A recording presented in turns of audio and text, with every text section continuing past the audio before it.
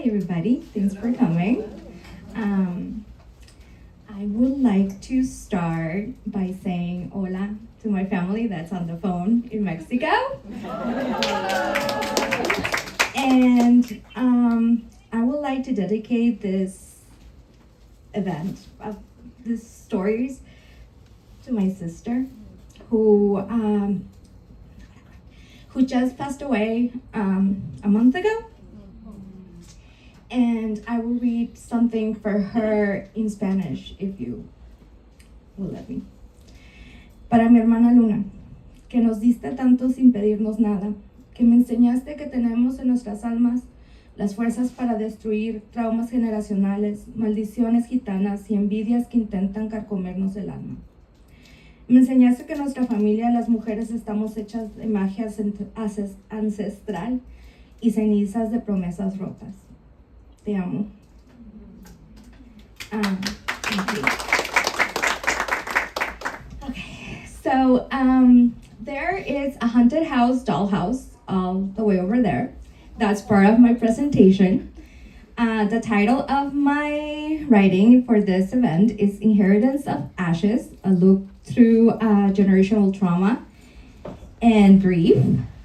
I decided to use the haunted house as a metaphor because ghosts are unfinished stories, and unless we listen to them and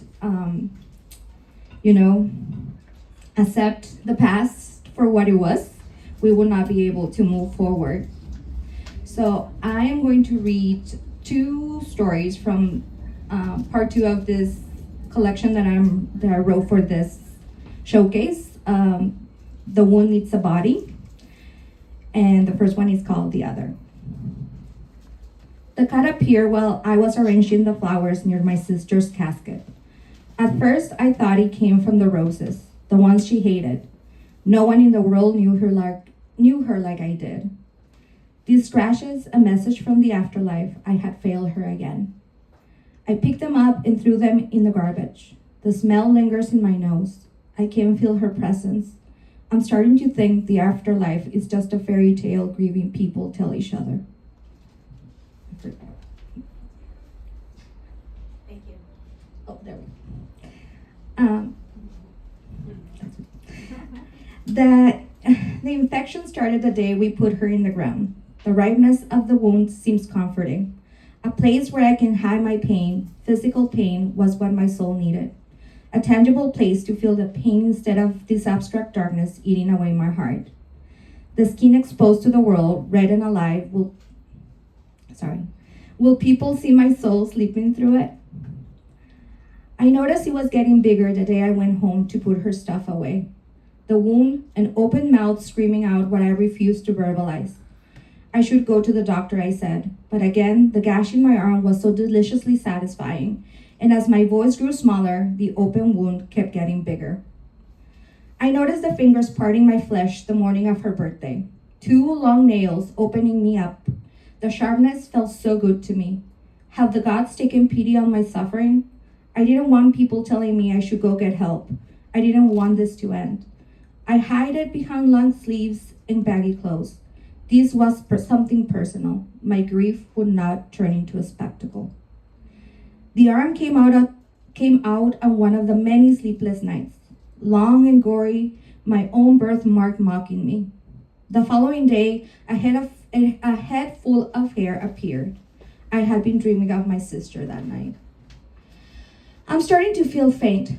Carrying this amorphous other being around is impossible. I had stopped going outside, responding to people. Its presence, although heavy, made me feel less lonely. Today, I feel half awake. I'm woken up by the sounds of the world still turning, without her, without me. I'm trapped in this liminal space between life and death. Far away, lullabies she used to sing to me are buzzing in my ear. I am an open wound, I cried. I opened one eye only to see a deformed version of myself looking back. Don't be scared, it said. You are no longer alone. The next one, the next one is called Nuestro Pan de Cada Día. I got the molded bread the day my sister died. Of course, it didn't have mold when I purchased it, but now there was a whole civilization growing in it. I was walking from the store when I got the news, and by the time I got home, sweat and tears were merging into waterfalls of despair. So I dropped the bag on the floor and just forgot about it. That was almost a month ago. Friends stopped by to give me their condolences, but no words spoken in any language would have made me feel better. I was lost in my own grief, and no amount of love could ever reach me. The depth of my sorrow was so deep, I sometimes fear I had been buried alive next to my sister. I fear I had died too, but people just hadn't noticed yet. But going back to the bread. But going back to the bread. My friends tried to throw the damn thing away and will scream at me to just let it be. It was like I was measuring the passing of time with it. The green dusty mold, a metaphor for my darkness expanding in my heart. I also felt a lot of empathy for it. If my friends wanted to throw it away because it had gone bad, then would they also try to throw me away? After all, I was also rotting. The bread, like my grief, lay stagnant on my table. This bread was fresh when she was alive. The bread had hopes and dreams.